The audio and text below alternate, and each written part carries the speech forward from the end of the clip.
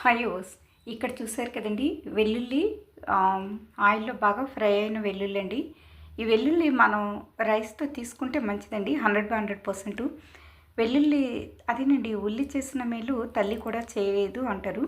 అంటే వెల్లుల్లి మనకి అంత immunity power and white blood cells వీటి కోసం వెల్లుల్లి కంపల్సరీ మనం ప్రతి కర్రీలోని ఇంకా చారు అన్నింట్లో కూడా పులుసులు పప్పుచారులు అన్నింట్లో పప్పు అన్నింట్లో కూడా వెల్లుల్లి లేనిదే ఏ కర్రీ కూడా తయారవుతుంది. అంటే veg or non veg and A curries అన్నా సరే ఆల్ ఇన్ వన్ ఒక వెల్లుల్లి కంపల్సరీ ఉండాలండి. అయితే వెల్లుల్లిని మనం డైరెక్ట్గా తీసుకోవడానికి లేదండి. అంటే పచ్చి వెల్లుల్లి అని అది అనుకుంటున్నాం మనం. నెవర్ డూ ఇట్ అండి. పచ్చి వెల్లుల్లి ఎప్పుడూ తీసుకోకూడదు.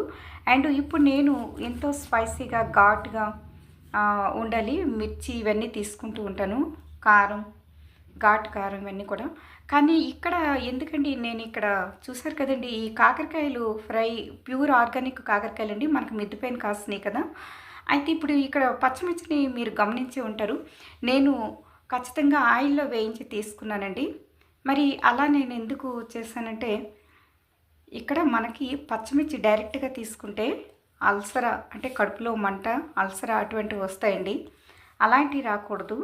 మనం తీసుకునే ఫుడ్డు మన హెల్త్కి సంబంధించి ఉండాలండి. మనం ఫుడ్ తీసుకునేటప్పుడే ఏ ఏ ఐటమ్స్ తీసుకుంటున్నాం, లిమిటెడ్ ఐటమ్స్ అయినా పర్లేదు, సమతుల్య ఆహారం తీసుకోలేకపోయినప్పటికీ సమాహారం మనం తీసుకుంటున్నామా లేదా, అంటే మనం తీసుకునేవన్నీ కూడా ఒక వేలో ఉంటున్నాయా, అంటే ఒకదానికొకటి అనుసంధానంగా ఉంటున్నాయి అనేది మనం చూసుకుంటే మనం ఆల్వేస్ బీ హెల్దీ అండి, be happy, always smile in our face అండి. చూసారు కదండి. And thanks for watching.